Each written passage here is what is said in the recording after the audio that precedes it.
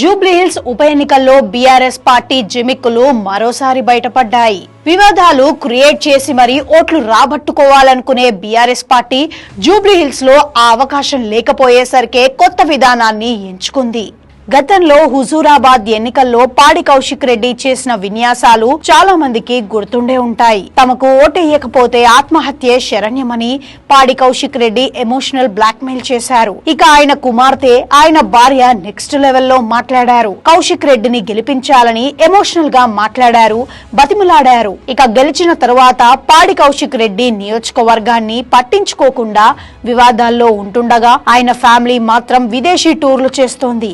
నియోజకవర్గంలో అనేక సమస్యలున్నా పాడి కౌశిక్ రెడ్డి వాటిపై కనీస స్పందించడం లేదు కూడా. బీఆర్ఎస్ పార్టీ పాడి కౌశిక్ రెడ్డి విషయంలో అనుసరిస్తున్న స్ట్రాటజీనే జూబ్లీహిల్స్ ఉప ఎన్నికల్లోనూ అనుసరిస్తోంది.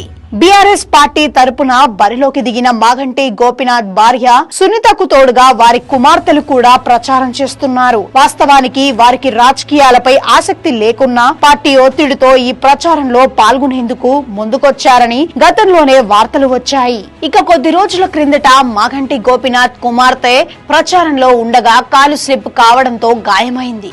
దీంతో ఆమె నడవలేని పరిస్థితి తలెత్తింది. దీంతో ప్రచారానికి దూరంగా ఉంటున్నట్లు ఆమె వర్గీయులు సోషల్ మీడియాలో పోస్ట్ చేశారు. అయితే కొన్ని రోజులకే మళ్లీ ప్రచారం చేసేందుకు వచ్చారు. నడవలేని పరిస్థితుల్లో అతి కష్టం మీద ఆమె ప్రచారం చేయాల్సి వచ్చింది. దీనిపై బీఆర్ఎస్ పార్టీలోనే ప్రత్యేక చర్చ నడుస్తోంది. ప్రచారానికి వెళ్లాల్సిందేనని బీఆర్ఎస్ నుంచి విపరీతమైన ఒత్తిడి వచ్చిందని చెబుతున్నారు. పార్టీ తెస్తున్న ఒత్తిడితో మాగంటి సునీత అసంతృప్తి వ్యక్తం చేసిన ఆమె మాటను పట్టించుకోలేదు బీఆర్ఎస్ పార్టీ. మొత్తం మీద గెలుపు కోసం బీఆర్ఎస్ పార్టీ ఎంతకైనా దిగజారుతుందని బీఆర్ఎస్ లోనే చర్చ మొదలైంది. నియోజకవర్గంలోనూ ఈ అంశంపై పెద్ద చర్చే నడుస్తోంది.